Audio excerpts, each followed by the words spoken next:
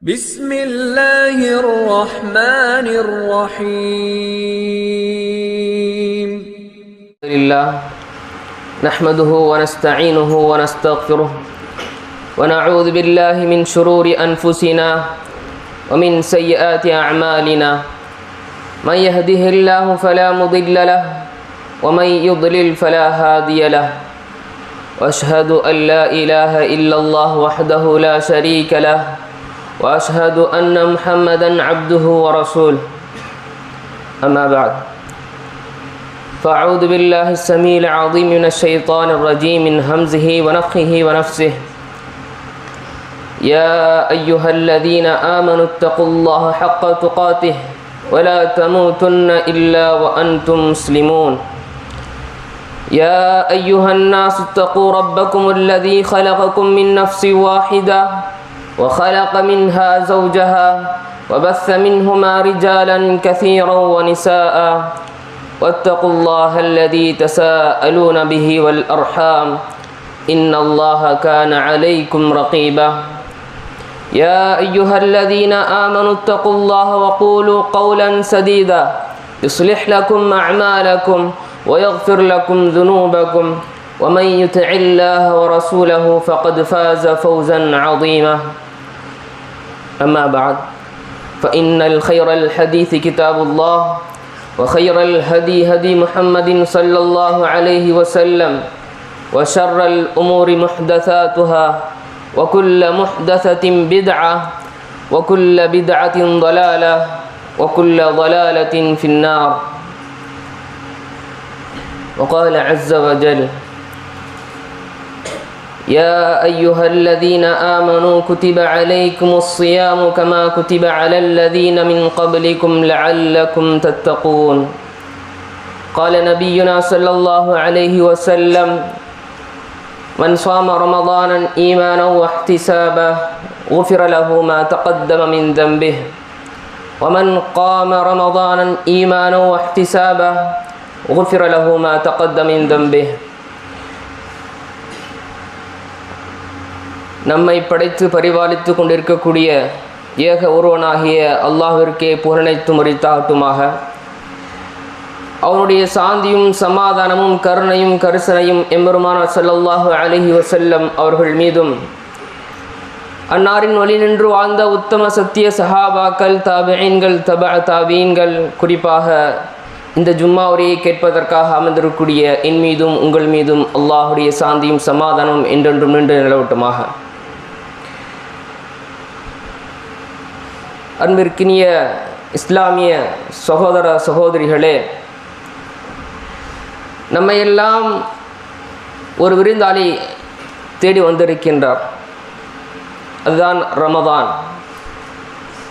நாம் இந்த விருந்தாளியை இந்த வகையில் கண்ணியப்படுத்தப் போகின்றோம், எப்படி இந்த ரமலானை நாம் கழிக்கப் போகின்றோம் என்பதை பற்றிய ஒரு சின்ன நினைவூட்டலாக எனக்கும் உங்களுக்கும் இந்த ஜும்மாவின் வாயிலாக நான் சொல்லவிருக்கின்றேன்.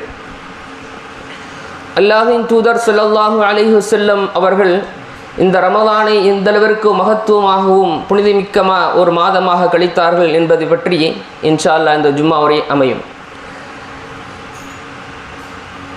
அன்பார்ந்த இஸ்லாமிய சகோதர சகோதரிகளே, நாம் இந்த ரமதானை எவ்வாறு எண்ணுகின்றோம் என்றால், குறிப்பாக இந்த ரமதான் நம்மை கடப்பதற்கு ஒரு கண் சிமிட்டும் நேரம் அளவுதான் இருக்கும். கண்மூடி விழிப்பதற்குள் இந்த ரமதான் நம்மை விட்டு வெகு தூரம் சென்றுவிடும். எந்த அளவுக்கு என்றால், ஒரு நபர், அதாவது ரமதானுடைய முதல் 10 நல்லமல்கள் செய்து இறைவனுடைய நெருக்கத்தை அடைந்து வேண்டும் என்று எண்ணுகின்றார். ஆனால் முதல் 10 கடந்து விடுகின்றது. 2வது 10 நல்லமல்கள் செய்து இறைவனுடைய அந்த நெருக்கத்தை அடைய வேண்டும் என்று நினைக்கின்றார். 2வது 10 கடந்து விடுகின்றது. 3வது 10 நல்லமல்கள் செய்து இறைவனுடைய நெருக்கத்தை அடைய வேண்டும் என்று எண்ணுகின்றார். அந்த 3வது 10 கடந்து விடுகின்றது. லைலத்துல் கத்ருடைய இரவுகளிலாவது நல்லமல்கள் செய்து இறைவனுடைய நெருக்கத்தை அடைய வேண்டும் என்று விரும்புகின்றார். அந்த லைலத்துல் கத்ருடைய இரவும் அவரை கடந்து விடுகின்றது. எந்த அளவுக்கு என்றால், ஈதுடைய நாள் அவரை அடைகின்றது. இவ்வாறு ரமதான் நாம் கண்மூடி விழிப்பதற்குள் நம்மை விட்டு சென்றுவிடும். அன்பார்ந்தவர்களே, இந்த ரமதானை நாம் முழுமையாக கண்ணியப்படுத்த வேண்டும். எந்த அளவுக்கு என்றால் இந்த ரமலானை நாம் பாழாக்கி விடக்கூடாது. இன்றைய நம்முடைய சமூக மக்கள் இந்த ரமலானை எவ்வாறு எண்ணுகின்றார்கள்? குறிப்பாக நாம் இந்த ரமலானை, அது முன் சென்ற ரமலானை நாம் இந்த வகையில் அதை கழித்திருப்போம், பாழாக்காமல் நாம் இருக்க வேண்டும். அன்பார்ந்தவர்களே, ரமலானை பாழாக்குவது என்பது என்றால் என்ன? இந்த கேள்வி எனக்கும் உங்களுக்கும் பொருந்தும். யார் நம்முடைய சமூக மக்களில் யார் ரமலானுடைய பகல் பொழுதில் வீட்டிற்கு முன்பாக டிவி பார்க்கப்படுகின்றதோ அவருடைய ரமலான் பாழாக்கப்படுகின்றது. இரவு நேரங்களில் யாரெல்லாம் விளையாடுகின்றார்களோ அவர்கள் இந்த ரமலானை வீணடிக்கின்றார்கள். யாரெல்லாம் இந்த ரமலானில் அதிக அளவு ஷாப்பிங் செய்து வெறுமனே இந்த ரமலானை ஷாப்பிற்காக மட்டும் ஆக்கின்றார்களோ அவர்களும் இந்த ரமலானை வீணடிக்கின்றார்கள். யாரெல்லாம் இந்த ரமலானில் ஆசபாசத்தோடு இன்னும் உலக மோகத்தோடு வாழ்கின்றார்களோ அவர்கள் இந்த ரமலானை வீணடிக்கின்றார்கள். யாரெல்லாம் இந்த ரமலானை வியாபாரத்திற்காக பயன்படுத்துகின்றார்களோ அத்துணை நபர்களும் இந்த ரமலானை வீணடிக்கின்றார்கள். அன்பார்ந்தவர்களே, அல்லாஹ்வின் தூதர் ஸல்லல்லாஹு அலைஹி வஸல்லம் அவர்கள் சொன்னார்கள், நாசமாகட்டும் நாசமாகட்டும் நாசமாகட்டும். யார் அவர் என்றால் அல்லாஹ்வின் தூதர் ஸல்லல்லாஹு அலைஹி வஸல்லம் அவர்கள் கூறினார்கள், ரகிம அன்ஃபுன் ரஜுலின் தഖல அலைஹி ரமதான். ஒரு மனிதர் அவர் நாசமாகட்டும், அவர் ரமலானை அடைகின்றார். சும்மன் சலக, பிறகு ரமலானும் அவரை சந்தித்த பிறகு அவரை விட்டு கடந்து செல்கின்றது. எந்த நிலையில் என்றால் கபில ஐயுஃபிர லஹு தம்ப, அவருடைய பாவ மன்னிப்பதற்கு முன்பாகவே இந்த ரமலான் அவரை விட்டு சென்று விடுகின்றது. அன்பிற்கினியவர்களே, அல்லாஹ் நமக்கு ஒரு பெரும் அருளை நமக்கு இந்த ரமலானின் மூலமாக தந்திருக்கின்றார். அல்லாஹுடைய இந்த நியமத்தை நாம் ஒருபோதும் உதாசீனப்படுத்தி விடக்கூடாது. இந்த ரமலானில் நாம் அதிகமாக இறைவனிடத்தில் பிரார்த்தனை செய்ய வேண்டும். இறைவனிடத்தில் நம்முடைய குறைகளையும் நம்முடைய தவறுகளையும் ஒப்புக்கொண்டு, யா அல்லாஹ் எங்களுடைய தவறுகளையும் எங்களுடைய குறைகளையும் யா அல்லாஹ் நீ பொறுத்துக்கொள் என்று இறைவனிடம் நாம் மன்றாட வேண்டும். அன்பிற்கினியவர்களே, நானும் சரி நீங்களும் சரி இந்த ரமலானில் நாம் முழுமையாக நம்மை மாற்ற வேண்டும்.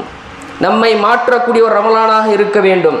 யாருக்கு தெரியும், நானோ நீங்களோ அடுத்த ரமலானில் இந்த உலகத்தில் இருப்போமா இல்லையா என்பது யாருக்கு தெரியாது. அப்படிப்பட்ட இந்த உலகத்தில் நாம் வாழ்ந்து கொண்டிருக்கின்றோம்.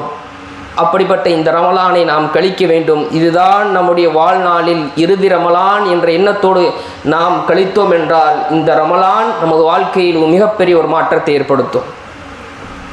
அல்லாஹ்வின் தூதர் ஸல்லல்லாஹு அலைஹி வஸல்லம் அவர்கள் சொன்னார்கள், இன்னமல் அஅமாலு பின்னியாத், இன்னமல் அஅமாலு பின்னியாத் வ இன்னமா லிகுல்லி இம்ரிஇம் மா நவா. அமல்களில் எல்லாம் எண்ணங்களை பொறுத்தே அமையும். நீங்கள் எதை எண்ணுகின்றீர்களோ அதுதான் உங்களுக்கு கிடைக்கும். இப்பொழுது நானும் நீங்களும் யோசித்து கொள்ள வேண்டும், நாம் இந்த ரமலானை எந்த வகையில் எண்ணுகின்றோம், எந்த வகையில் நாம் இந்த ரமலானை பார்க்கின்றோம் என்று. இரண்டாவது விஷயமாக, இந்த ரமலானை நாம் செய்யும் பொழுது இந்த ரமலானை எவ்வாறு கழிக்க வேண்டும் என்றால் தௌபா இஸ்திக்ஃபாரோடு இந்த ரமலானை கழிக்க வேண்டும். அன்பிற்கினியவர்களே, நானும் சரி நீங்களும் சரி சற்று நேரம் உட்கார்ந்து யோசிக்க வேண்டும்.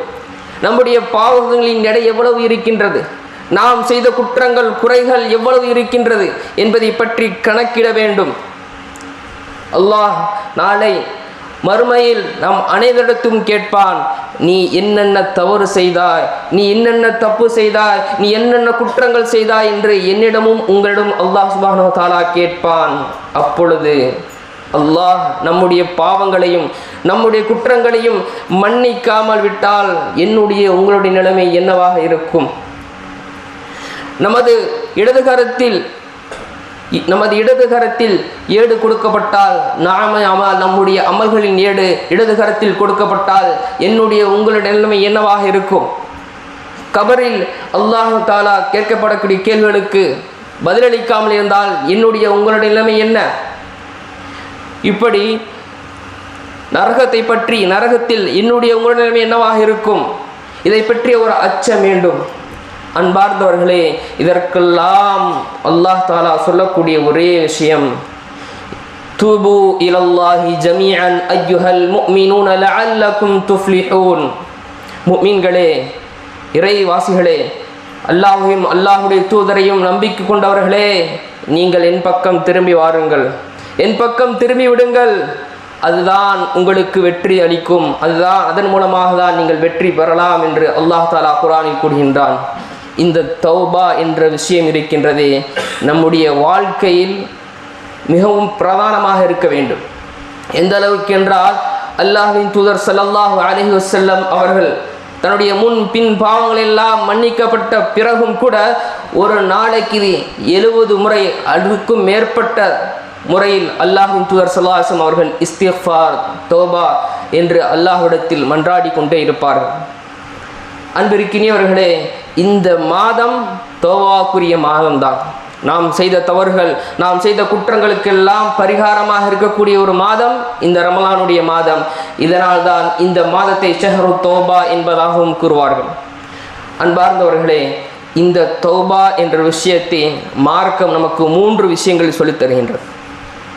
நாம் இறைவனிடத்தில் தௌபா கேட்பதற்கு முன்பாக நாம் என்னென்ன தவறுகள் செய்திருக்கின்றோம், நாம் என்னென்ன குற்றங்கள் புரிந்திருக்கின்றோம் என்பதை அல்லாஹ்விடத்தில் மனதார ஒப்புக்கொள்ள வேண்டும். யா அல்லாஹ், நான் இந்த தவறு செய்துவிட்டேன் என்று. இரண்டாவதாக, இந்த தவறை எப்பொழுதுமே செய்ய மாட்டேன் என்று உறுதியாக இருக்க வேண்டும். மூன்றாவது, அல்லாஹ்விடத்தில் அதிகமாக நம்முடைய குற்றங்களையும் நம்முடைய குறைகளையும் கூறி இஸ்திக்ஃபார், அல்லாஹ்விடத்தில் பாவ மன்னிப்பு தேட வேண்டும். இதற்கு அல்லாஹ்வின் தூதர் ஸல்லல்லாஹு அலைஹி வஸல்லம் அவர்கள் கற்றுத்தந்த ஒரு சய்யிதுல் இஸ்திக்ஃபார் என்று துஆக்கள் மூலமாக நாம் அறியக்கூடிய விஷயம். அல்லாஹ் அந்த துஆ மிகவும் ஒரு அற்புதமான ஒரு துஆ. இந்த துஆவை அல்லாஹ்வின் தூதர் ஸல்லல்லாஹு அலைஹி வஸல்லம் அவர்கள் வளமையாக ஓதிக்கொண்டே வந்தார்கள். அல்லாஹும்ம அன்த ரப்பி லா இலாஹ இல்லா அன்த ஹலக்தனி. யா அல்லாஹ், உன்னை என்று வேறு என்னுடைய ரப்பு கிடையாது, நீதான் என்னை படைத்தாய். வ அன அபுதுக், நான் உன்னுடைய அடிமை. வஅன அலா அஹ்திக வஅதிக மஸ்ததஅத். யா அல்லாஹ், நான் உனக்கு வாக்களித்து நீ எனக்கு வாக்களித்தவற்றையும் எனக்கு வாக்குறுதி கொடுத்தவற்றையும் என்னால் முடிந்தவரை நான் நிறைவேற்றி கடைபிடித்துள்ளேன். வஅஊது பிக மின் ஷர்ரி மா ஸனஅது வ அபூஉ லக பிதம்பி. யா அல்லாஹ், நான் செய்த தவறுகளுக்காக, இதையெல்லாம் நான் செய்த கெட்ட விஷயங்களை விட்டும் என்னை அல்லாஹ் என்னை பாதுகாத்து விடு. இன்னும் நான் இதையெல்லாம் தீமையின் பக்கம் செல்லக்கூடிய அந்த விஷயத்தை விட்டும் என்னை அல்லாஹ் பாதுகாத்து விடு. லா யக்ஃபிரு துனூப இல்லா அன்த ஃபக்ஃபிர்லி. யா அல்லாஹ், என்னை மன்னித்து விடு. லா யக்ஃபிரு துனூப இல்லா அன்த, உன்னை என்று மன்னிக்கக்கூடியவர்கள் யாருமே கிடையாது என்று நாம் இந்த பிரார்த்தனையை அதிகமாக இந்த காலகட்டத்தில் ஓத கடமைப்பட்டிருக்கின்றோம். அன்பானவர்களே, இந்த தௌபாவின் மூலமாக அல்லாஹ் சுப்ஹானஹு வ தஆலா என்னையும் உங்களையும் அதிகமாக நேசிக்கின்றான். யாருடைய வாழ்க்கையில் தௌபா இஸ்திக்ஃபார் இருக்குமோ அவருடைய வாழ்க்கையில் நிச்சயமாக மன நிம்மதியும் இன்னும் சந்தோஷமும் அதிகமாகவே இருக்கும். ஏனென்றால் அல்லாஹ் அவர்களை நேசிக்கின்றான். அல்லாஹ் திருமறையில் கூறுகின்றான், இன்னல்லாஹ யுஹிப்புத் தவ்வாபீன வ யுஹிப்புல் முத்ததஹ்ஹிரீன். அல்லாஹ் யாரெல்லாம் அல்லாஹ்வின் பக்கம் மீளுகின்றார்களோ, தௌபா செய்தவர்களாக அவர்களை அல்லாஹ் நேசிக்கின்றான். அன்பிற்கினியவர்களே, அப்படிப்பட்ட ஒரு நல்ல மக்களாக என்னையும் உங்களையும் அல்லாஹ் ஆக்கிடுவானாக. மூன்றாவது, நாம் செய்ய வேண்டிய விஷயம் என்னவென்றால், இந்த ரமலானை முழுமையாக நாம் தொழுகையை பேணிக்கொண்டு இந்த ரமலானை கழிக்க வேண்டும். குறிப்பாக ஐவேளை தொழுகையை அல்லாஹ் நம் மீது கட்டாய கடமையாக்கியிருக்கின்றான். ஃபரத் கிடையாது, நஃபில், அதாவது ஃபரதுல் ஐன் என்பதா ஃபரதுல் கிஃபாயாக என்பதா ஒன்று இருக்கின்றது. அதை விட தாண்டி மார்க்கம் கட்டாய கடமை. எந்த நிலையிலும் தொழுகை யாருக்குமே விதிவிலக்கு இல்லை. உங்களால் நிற்க முடியலையா, உட்கார்ந்து தொழுங்க. உட்கார முடியலையா என்ன செய்யுங்க, படுத்துட்டு தொழுங்க. அப்பையும் முடியலையா செய்கையால் தொழுகுங்க என்பது மார்க்கம் நமக்கு வலியுறுத்தி கொண்டே இருக்கின்றது ஒவ்வொரு நேரமும் தொழுகையை பற்றி. ஆனால் நம்முடைய சமூகம் இந்த தொழுகையும் பாழாக்கி கொண்டிருக்கின்றோம். எத்துணை நபர்கள் ஃபஜ்ருடைய தொழுகையை நாம் சரிவர தொழுகின்றோம்? நமக்குள் நாமே என்ன செய்ய கொண்டு கணக்கிட்டு கொள்ள வேண்டும். நாம் என்னென்ன நேரத்தில் தொழுகை விட்டு இருக்கின்றோம் என்பதை பற்றிய தொழுகை சார்ந்த சிந்தனையை குறிப்பாக இந்த ரமலானில் நாம் அதிகமாக கையெடுக்க வேண்டும். ஏனென்று கேட்டால் இந்த தொழுகைதான் நம்முடைய உள்ளத்தையும் தூய்மைப்படுத்தும், நம்முடைய நம்பிக்கையும் அதிகரிக்கும். இன்ன ஸலாத தன்ஹா அனில் ஃபஹ்ஷாஇ வல் முன்கர். அல்லாஹ் தஆலா திருமறையில் கூறுகின்றான், இன்ன ஸலாத தன்ஹா அனில் ஃபஹ்ஷாஇ வல் முன்கர். ஸலாத் தொழுகை என்பது மானக்கேடான விஷயத்தை விற்றும் இன்னும் கேடுகட்ட விஷயத்தை விற்றும் உங்களை பாதுகாக்கக்கூடியதாக இருக்கின்றது, தடுக்கக்கூடியதாக ஒரு தடுபொருளாக இருக்கின்றது என்று அல்லாஹ் தஆலா திருமறையில் கூறுகின்றான். அன்பார்ந்தவர்களே, அல்லாஹுடைய வசனம் ஒருபோதும் பொய்யாகாது. ஆனால் நம்முடைய வாழ்க்கையில் தொழுகை இருக்கின்றது. ஆனால் நாம் தவறான விஷயத்தில் இருந்தோ இன்னும் ஃபஹ்ஷான விஷயத்தில் இருந்தோ நாம் நம்மை பாதுகாத்து இருக்கின்றோமா? சற்று நம்முடைய வாழ்க்கையை பரிசோதிக்க கடமைப்பட்டிருக்கின்றோம். குறிப்பாக இந்த ரமலானுடைய மாதத்திலாவது 5 நேர தொழுகையை முழுமையாக பேணி வாழ வேண்டும். இந்த ரமலான் முழுக்க ஒரு பயிற்சிக்கான ஒரு மாதம்தான். இந்த ரமலானில் நீங்கள் அல்ஹம்துலில்லாஹ் 100% மார்க் எடுத்து விட்டீர்கள் என்றால், உங்களுடைய பயிற்சியில் தேர்ச்சி பெற்று விட்டீர்கள் என்றால், இன்ஷா அல்லாஹ் வரக்கூடிய 11 மாதமும் இன்ஷா அல்லாஹ் உங்களால் 5 வேளை தொழுகையை சரியான நேரத்தில் உங்களால் தொழ முடியும். முயற்சி செய்யுங்கள். நானும் நீங்களும் பயிற்சி இருக்கக்கூடிய ஒரு மாதம்தான் இந்த ரமலானுடைய மாதம். குறிப்பாக இந்த தொழுகை விஷயத்தில் நாம் ஒருபோதும் பொடுபோக்குத்தனமாக இருக்கக்கூடாது, அலட்சியமாக இருக்கக்கூடாது. இன்னும் அல்லாஹ்விற்காக மட்டுமே இந்த தொழுகையை அதிகமாக நாம் தொழ வேண்டும். குறிப்பாக ஸலாத்து தராவீஹ் இந்த ரமலான் மாதத்தில் அதிகமாக நாம் கடைபிடிக்கக்கூடிய ஒரு விஷயம்தான் ஸலாத்து தராவீஹ். இந்த தராவீஹுடைய முழு ஆரம்பத்திலிருந்து இறுதி வரை அல்ஹம்துலில்லாஹ் நாம் முழு ரமலானையும் தராவீஹ் தொழுகையோடு தொழ வேண்டும். அப்பொழுதுதான் அல்லாஹ்வின் தூதர் ஸல்லல்லாஹு அலைஹி வஸல்லம் அவர்கள் அறிவித்த அந்த லைலத்துல் கத்ருடைய இரவு எப்போ இருக்கின்றது, நாம் எல்லாம் தேடிக்கொண்டிருக்கக்கூடிய அந்த லைலத்துல் கத்ர் 1000 மாதங்களை விட சிறந்த ஒரு இரவு. அந்த லைலத்துல் கத்ர் இரவை நானும் நீங்களும் அடைய முடியும். அன்பார்ந்தவர்களே, இந்த விஷயத்தில் நாம் அதிகமாக நம்முடைய ரமலானை கழிக்க வேண்டும், தொழுகையில் அதிகமாக கழிக்க வேண்டும். இன்னும் அல்லாஹ் தஆலா குர்ஆனில் கூறுகின்றான், நீங்கள் என்ன செய்யுங்கள் என்றால் தான தர்மம் செய்யுங்கள். ஆனால் ஷைத்தான் என்ன செய்வான் என்றால், உங்களுடைய உள்ளத்தில் இன்ன ஷைத்தான யஇதுகுமுல் ஃபக்ர வ யஅமுருக்கும் பில் ஃபஹ்ஷா. ஆனால் ஷைத்தான் என்ன செய்வான் என்றால், இந்த காலகட்டத்தில் நீங்கள் யஇதுகுமுல் ஃபக்ர், உங்களை இன்னும் மறுமை வந்துவிடும் என்று அவன் பயம் காட்டுவான். அவன் உங்களிடம் கூறுவான், நீங்கள் தினம் ஒரு விஷயத்தை தானம் தர்மம் செய்துவிட்டால் உங்களுக்கு வறுமை வந்துவிடும். இன்னும் அவன் கேடுகட்ட விஷயத்தின் பக்கமும் இன்னும் எதெல்லாம் தவறாக இருக்கின்றதோ அதன் பக்கமும் அவன் அழைக்கக்கூடியவனாக இருக்கின்றான். ஆனால் ஒரு இறை நம்பிக்கையாளர் இதையெல்லாம் துறந்துவிட்டு ஷைத்தானுடைய வழிகள் எல்லாம் புறக்கணித்து விட்டு ஒரு காசு தானம் தர்மம் செய்துவிட்டால் போதும், அவருடைய உள்ளத்தில் அவர் தன்னுடைய உள்ளத்தை பரிசுத்தப்படுத்தவராக ஆக முடியும். அன்பார்ந்தவர்களே, இது சரியான ஒரு வாய்ப்பு. இந்த ரமலான் ஒரு சரியான வாய்ப்பு. இந்த வாய்ப்பை நாம் பயன்படுத்தி கொண்டு தான தர்மங்களை இன்னும் நம்மால் முடிந்த சதகாக்களை அதிகமாக கொடுக்க வேண்டும். ஏழைகள் யாரெல்லாம் இருக்கின்றார்களோ அவர்களை தேடி இந்த தான தர்மங்களை இந்த காலகட்டத்தில் கொடுங்கள். இந்த தான தர்மங்கள் தான் நாளை மறுமையில் நமக்கு சூனமாக கிடைக்கும். அன்பிற்கினியவர்களே, இந்த ரமலானை தானம் தர்மம் செய்வதன் மூலம் கழிக்க வேண்டும். அதையும் தாண்டி அல்லாஹ்வின் தூதர் ஸல்லல்லாஹு அலைஹி வஸல்லம் அவர்கள் பிரத்யேகமாக இந்த ரமலானில் முழுமையாக குர்ஆனோடு தான் இருப்பார்கள். எந்த அளவிற்கு என்றால், அல்லாஹ் தஆலாவும் குர்ஆனில் கூறுகின்றான், ஷஹ்ரு ரமதான் அல்லதி உன்ஸில ஃபீஹில் குர்ஆன் ஹுதல் லின்னாஸி வ பய்யினாத்தின் மினல் ஹுதா வல் ஃபுர்கான்.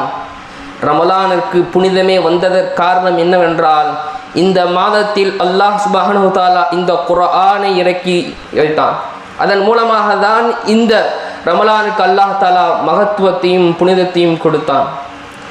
இந்த மாதத்தில் தான் அல்லாஹ்வின் தூதர் ஸல்லல்லாஹு அலைஹி வஸல்லம் அவர்களுக்கு நபித்துவமும் கிடைக்கப்பட்டது. மார்க்கத்தின் ஒரு ஆணிவராக இருக்கக்கூடிய இந்த குர்ஆன் இந்த குர்ஆனுக்கும் ரமலானுக்கும் மிகப்பெரிய ஒரு தொடர்பு இருக்கின்றது. இந்த ரமலானை நாம் நோன்பு நோக்கின்றோம். நாளை மறுமை தினத்தில் மறுமையில் நோன்பும் குர்ஆனும் நமக்கு சிபாரிசு செய்யும். யார் அல்லாஹ்விற்காக இந்த குர்ஆனை இரவு பகலிலும் இன்னும் பகல் பொழுதிலும் அதிகமாக குர்ஆனை ஓதி அதன்படி வாழ்ந்தாரோ அவருக்கு நாளை மறுமையில் குர்ஆன் சிபாரிசு செய்யும், யா அல்லாஹ் இவரை சோனத்தின் நுழைச்சே என்பதாக. அன்பிற்கினியவர்களே, இந்த குர்ஆனுடைய விஷயத்தில் நம்முடைய சமூகம் மிகவும் கவலைக்கிடமான நிலையில்தான் இருக்கின்றது.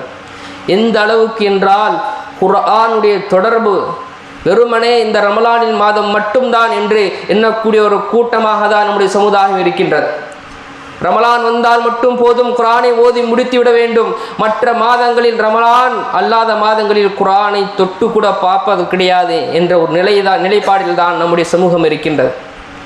அன்பார்ந்தவர்களே, வெறுமனே இந்த குர்ஆன் ரமலானில் ஓதுவதற்காக மட்டும் கிடையாது. வெறுமனே இந்த குர்ஆன் தராவீஹ் தொழுகையில் அதிகமாக இந்த குர்ஆன் ஓதப்படுவதற்கு மட்டுமே கிடையாது. இந்த குர்ஆன் இறங்கியதன் நோக்கம் என்னவென்றால், நாம் இந்த குர்ஆனின் மூலமாக வாழ்க்கையை அமைத்து கொள்ள வேண்டும். இந்த குர்ஆனின் அடிப்படையில் நாம் அதிகமாக வாழ வேண்டும். அதன் வழி நாம் செயல்பட வேண்டும். இந்த குர்ஆனை பற்றி சிந்திக்க வேண்டும். குர்ஆனில் அல்லாஹ் தஆலா எதையெல்லாம் கூறியிருக்கின்றானோ அதை பற்றி சிந்திக்க கடமைப்பட்டிருக்கின்றோம். அன்பார்ந்தவர்களே, நம்மில் எத்தனை பேர் குர்ஆனை இன்னும் இந்த ரமலான் அல்லாத பிற மாதங்களில் இந்த குர்ஆனை எந்த அளவிற்கு ஒரு அல்ஹம்துலில்லாஹ் முடித்திருக்கிறோம் என்று நமக்குள் நாமே பரிசோதிக்க கடமைப்பட்டிருக்கின்றோம். குர்ஆனுடைய தொடர்பு யாருடைய வாழ்க்கையில் இல்லையோ அவருடைய வாழ்க்கையை நீங்கள் எடுத்து பாருங்கள், நிச்சயமாக சந்தோஷமாக இருக்காது. ஏனென்று கேட்டால் அல்லாஹ் சுப்ஹானஹு வ தஆலா குர்ஆனில் கூறுகின்றான், அலா பி திக்ரில்லாஹி தத்மஇன்னுல் குலூப். யாருடைய உள்ளத்திற்கு நிம்மதி கிடைக்கும் தெரியுமா? யாருடைய உள்ளத்திற்கு நிம்மதி கிடைக்கும் தெரியுமா? யாருடைய வாழ்க்கையில் திக்ர் என்று சொல்லக்கூடிய இந்த குர்ஆன் இருக்கின்றதோ, குர்ஆனை பற்றிய நினைவூட்டல் இருக்கின்றதோ, குர்ஆன் தன்னுடைய நாவினால் மொழியப்படுகின்றதோ, ஓதப்படுகின்றதோ, அவருடைய வாழ்க்கையில் தான் நிம்மதி இருக்கும். அந்த உள்ளத்திற்கு தான் அல்லாஹ் தஆலா அமைதியை கொடுப்பான். வேறு எந்த ஒரு உள்ளத்திற்கும் அல்லாஹ் தஆலா அமைதியை கொடுக்க மாட்டான். அன்பிற்கினியவர்களே, இந்த குர்ஆனை நாம் ஓதும் பொழுது சில விஷயங்களை நாம் கருத்தில் கொள்ள வேண்டும். முதலாவதாக, இந்த குர்ஆனை ஓதும் பொழுது முழுமையாக இதில் கூறப்படக்கூடிய விஷயங்கள் அனைத்தும் உண்மை என்று நாம் நம்பிக்கை கொள்ள வேண்டும். தன்சீலும் மிர் ரப்பில் ஆலமீன், அல்லாஹ் ரப்புல் ஆலமீன் இடத்திலிருந்து வந்தது என்று நாம் அனைவரும் உளமாற நம்பிக்கை கொள்ள வேண்டும். இரண்டாவது விஷயம், அல்லாஹ் சுப்ஹானஹு வ தஆலா இந்த குர்ஆனை அதிகமாக ஓத வேண்டும். வத்லுமா ஊஹிய இலைக மின் கிதாபி ரப்பிக், உங்களுடைய ரப்பிடமிருந்து வந்த இந்த கிதாபை நீங்கள் அதிகமாக ஓதிக்கொள்ளுங்கள், ஓதிக்கொண்டே இருங்கள். மூன்றாவது விஷயம், ஓதுவது மட்டும் கிடையாது.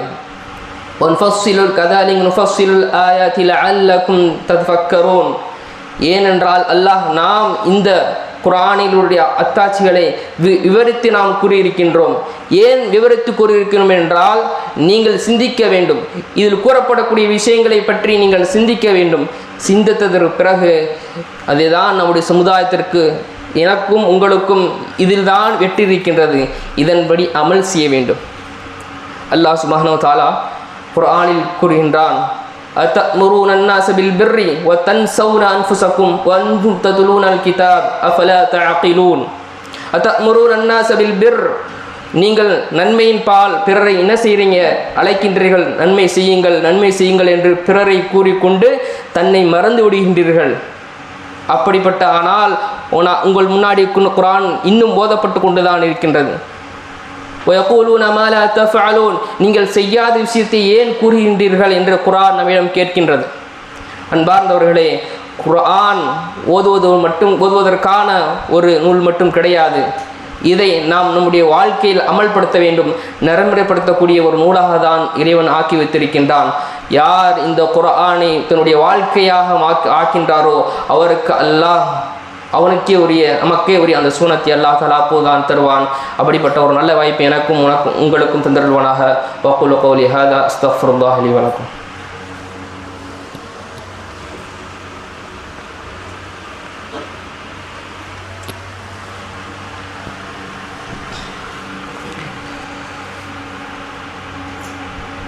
الحمد لله رب العالمين والعاقبة المتقين نبينا وإمامنا وقدوتنا محمد صلى الله عليه وسلم ومن تبعه بإحسان إلى يوم الدين أما بعد.